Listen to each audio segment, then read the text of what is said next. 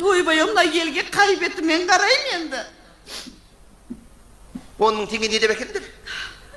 Қай беттермен әкелдіңдер 10.000 теңгені?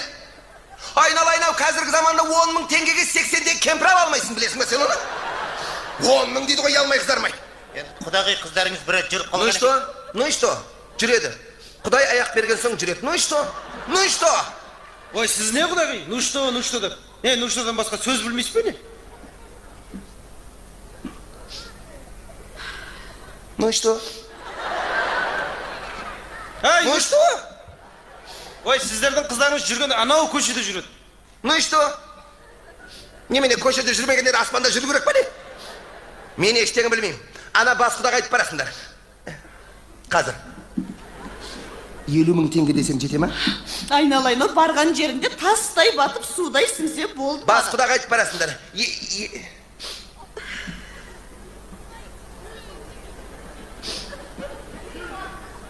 55.000-нан кемі кем.